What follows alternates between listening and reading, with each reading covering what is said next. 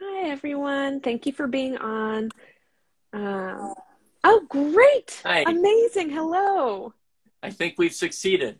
Yes, it is still a surprise to me when this works well. So, Yeah, right. uh, thank you so much for joining me. I'm really excited to get started.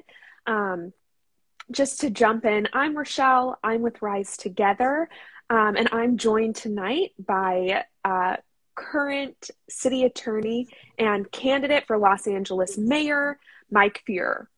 So, with that, Mike, thank you so much for being here. Of course, it's great to be with you. I'm not sure where I'm supposed to be looking on my iPad though, so let me see if this works for a minute. No, not quite. Okay, let's just do it. Perfect. Okay. So, for those of you who haven't joined us before or are new to Rise Together, I just want to give you a little background on what we're doing here. So, Rise Together started because we know that Los Angeles is in crisis and it doesn't have to be this way. We as Angelinos can make lasting and positive change in the city.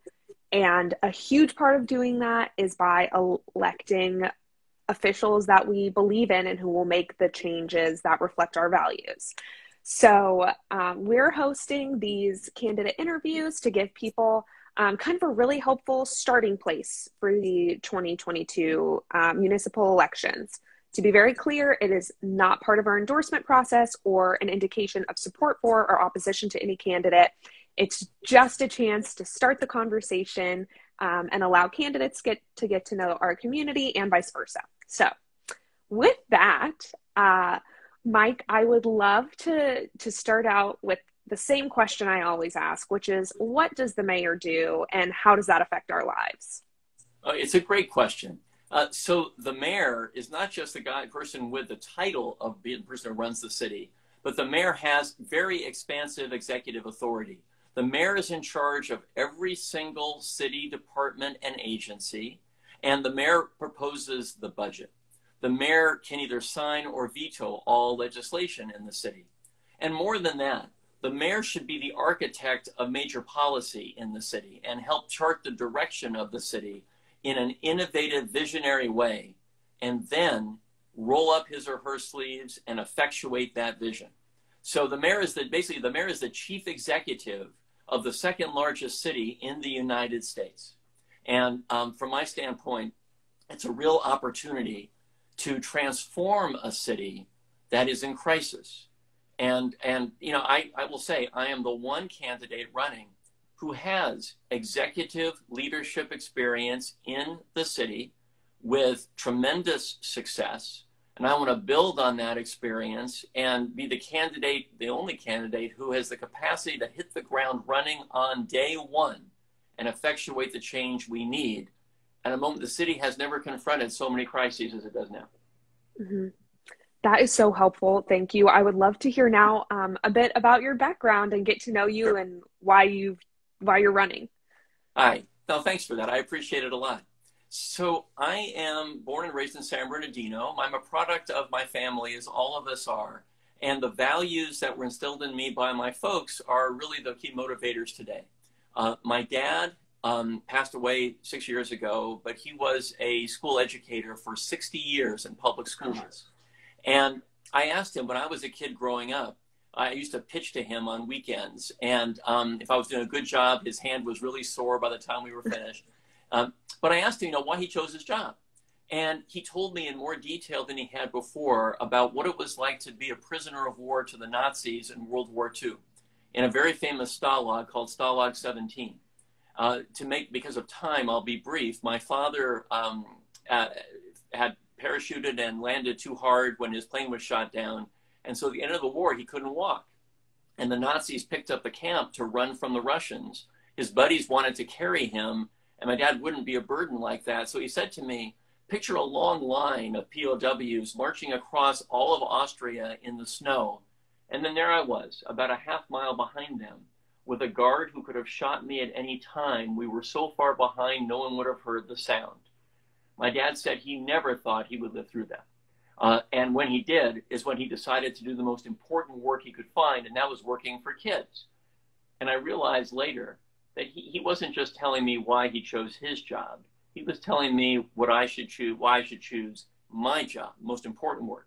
And my mom, who is 90, grew up in Boyle Heights. And there were some stories in the LA Times today about Manzanar and the impact of, because of course today is the day that commemorates when Pearl Harbor happened. The next day, as you might know, or very soon thereafter, all her Japanese American friends were suddenly gone like this, because they were all taken to internment camps. My mom taught me when I was a little boy, you need to stand up for people when no one will stand up for them. So with those lessons of resilience and optimism and idealism and the importance of standing for other people, so throughout my career, I've done that. I was in charge of research and issues when Tom Bradley ran to be the first African-American governor in California history. I ran a program called Bethsetic Legal Services, that means House of Justice. It does free legal work for the poorest people in our city. We helped 50,000 people, mostly senior citizens, people who are disabled, losing their houses or their health care. The legal newspaper said that I made it a national success story. I took a big risk. I ran for city council as the young public interest lawyer. I was supposed to get creamed as the underdog, and I won. And I became in charge of the budget for the city.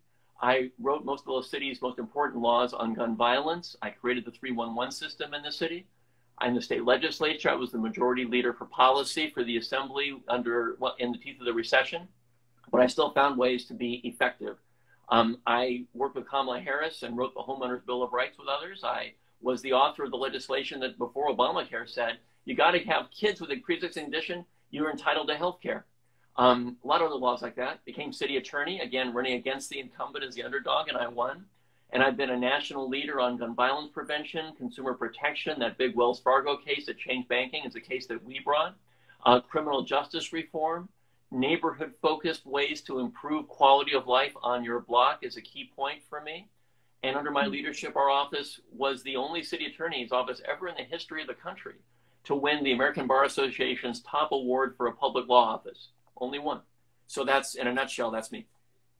Awesome. Well, thank you so much. Obviously you've served in a number of public offices. So I'd love to hear kind of how you view the role of mayor as being different, and kind of how you've learned from these previous roles to come in and kind of tackle the role of mayor. Great. It's a great question, because I've been both a legislator and an executive.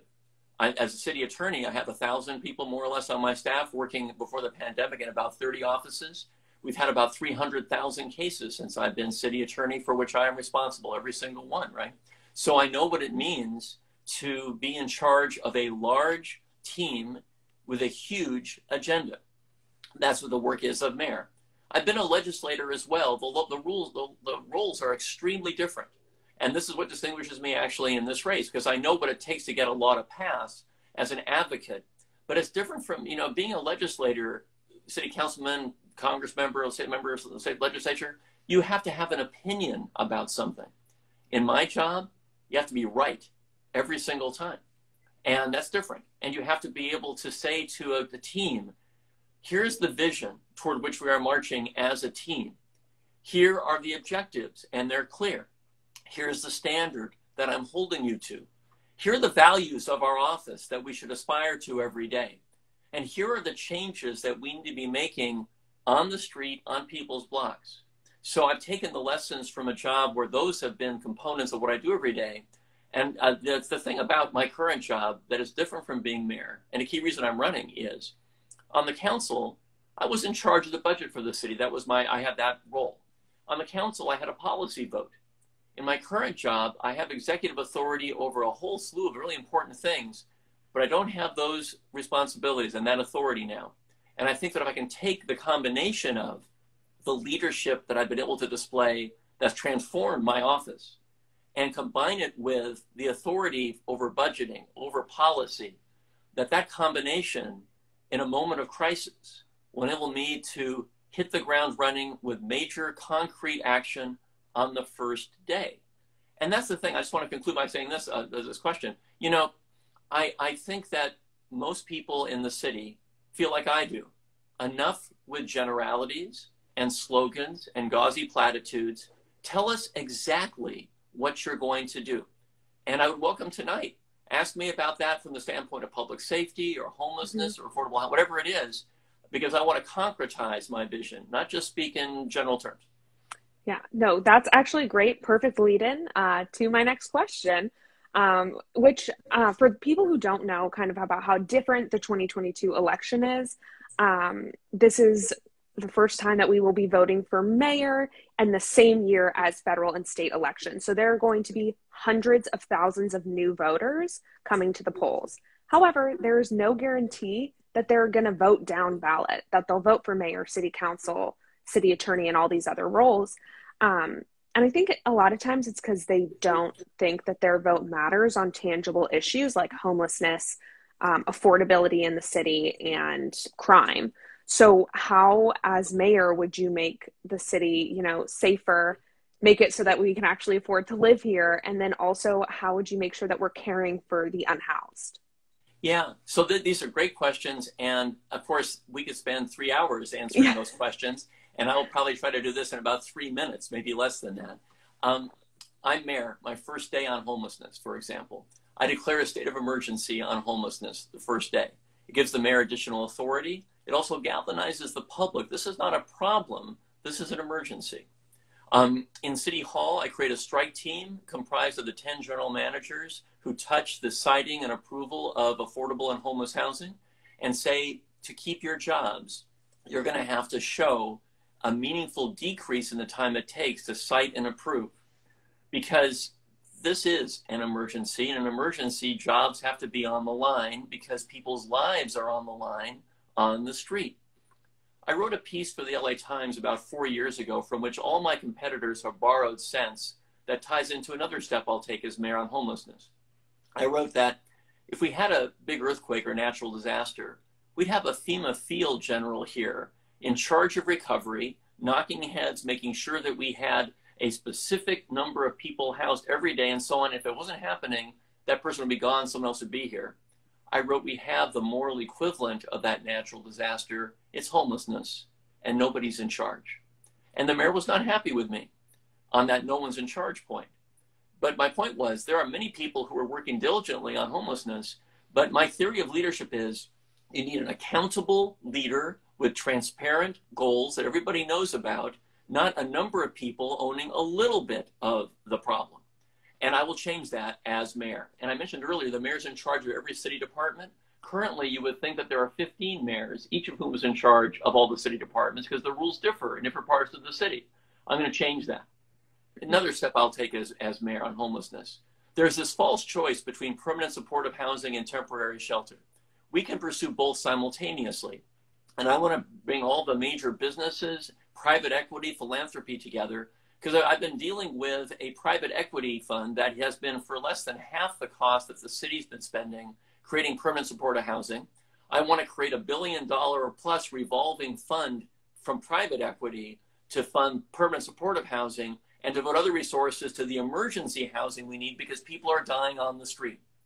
In terms of the street, I want to change the student engagement strategies we have. We need many more multidisciplinary teams on the street. That means people, teams of social workers, substance abuse experts, mental health experts, and housing navigators interacting with people experiencing homelessness. And the message needs to change. The message needs to be, we have a place for you. And that has to be real, by the way, with services that matter for you. But our public spaces need to be safe and accessible for everybody. Here you cannot be. There's an alternative for you. It would be incredibly inhumane to say to someone who's homeless, you can't be here and there's no place for you, go away. My approach is to balance the equation, to say we have a place, and given that that's true, this is not a place for you.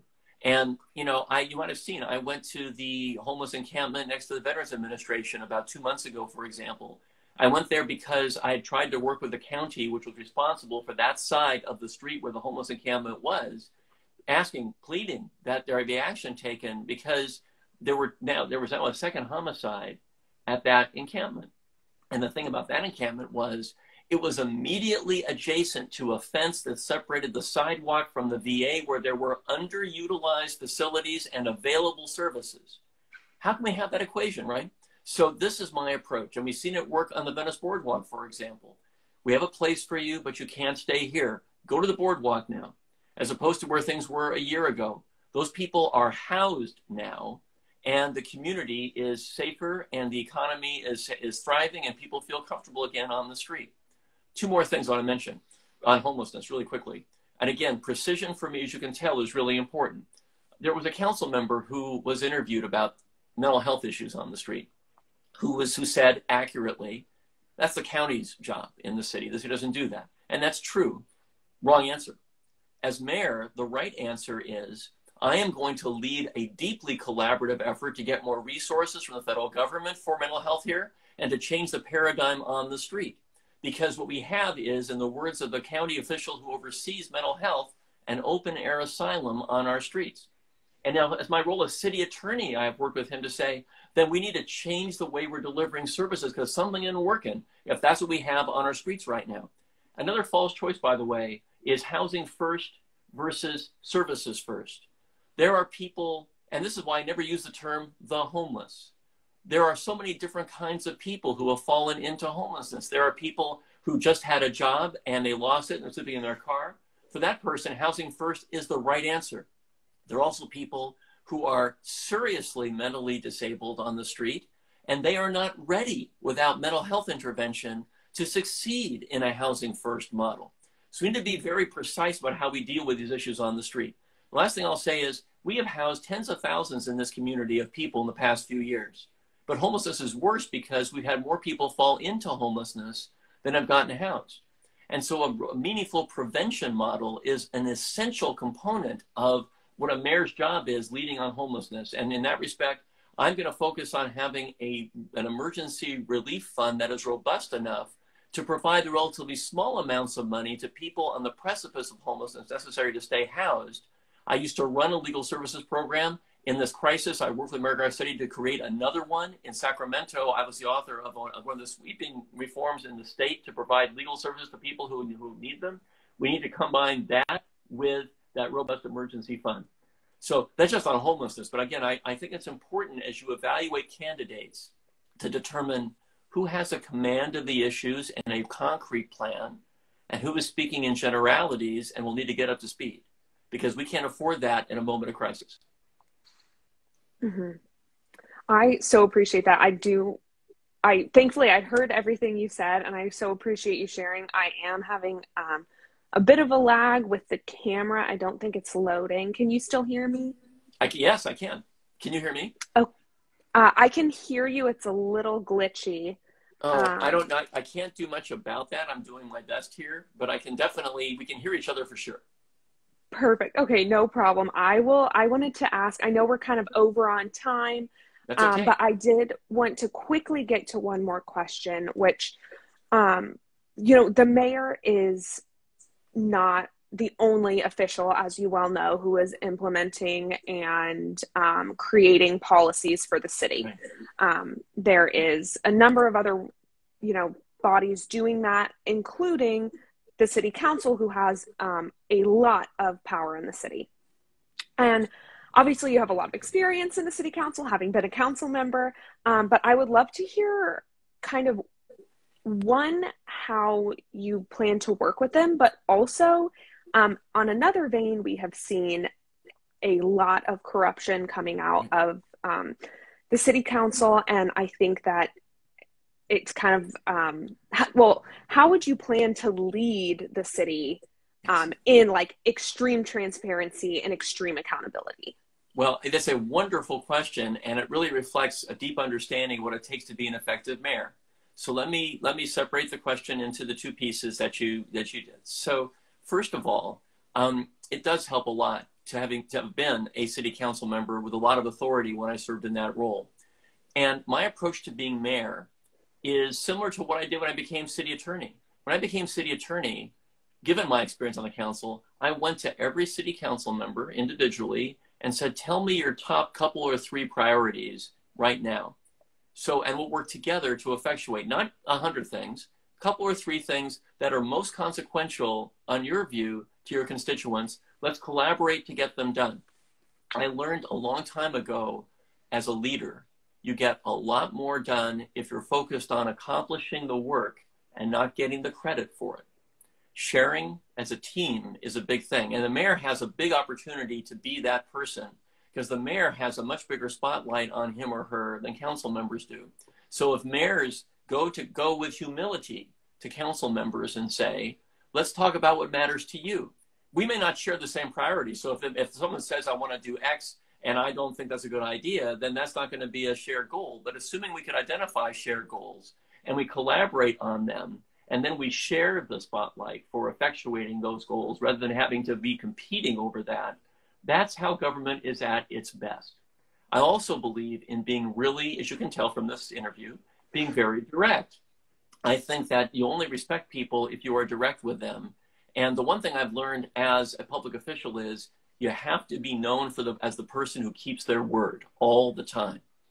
And let me just share with you, it's a little tiny digression for a second, and that is that in each of my successful elections to a new office, I've taken a piece of butcher paper or a big whiteboard to my office, and I go through every single pledge I've made as a candidate, as a city council candidate, as an assembly candidate, as a city attorney candidate.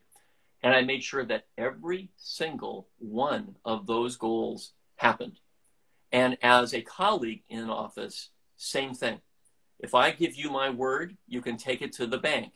Not everybody functions that way. And in office, people know who's the person they can count on and who's the person who will drop them in a hot second. So those are all ingredients in being an effective member of city government, leader as mayor, but also working with council members in a way that reflects listening skills and not just talking skills. Constituents, you got to hear them. I'm going to all 101 neighborhoods of the city. No candidate has ever done that before. Weekends, I'm going to 2 or 3 locations each day around Los Angeles because I want to hear everybody's input, because it differs. People in Wilmington have some different views than people in Sherman Oaks do on issues. I need to hear that. Same is true with city council members. Now, you asked perhaps the most important question of the evening, and that is, and because it ties into every single thing we discussed, and that is, how do we have a government that inspires people? One of the key goals of Rise Together is to inspire new people new to the political process, that it matters to be involved in the process, that you can have quality and integrity in government, that your engagement can actually make a difference and add value. You are not peripheral to the outcome. You are at the core of the outcome. And, for what it's worth, in the legislature, I wrote the same-day voter registration law in the teeth of voter suppression efforts from around the United States, and over the objections of some of my Democratic colleagues who quietly were concerned, if you have same-day voter registration, you don't know who's going to vote, and therefore your campaign mailers may not have gotten to them, right? And it's unpredictable and all that kind of stuff. I want to inspire people to be involved in the democratic process. So how do I do that as mayor?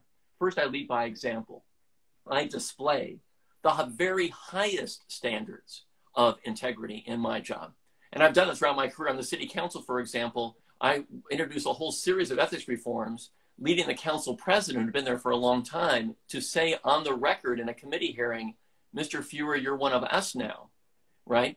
And my answer was respectfully, no. Yes, I sit on the city council with you, but I'm trying to stand up for the views of our constituents who want to see us pushing as hard as we can to convey to them we're doing the right thing for the right reasons.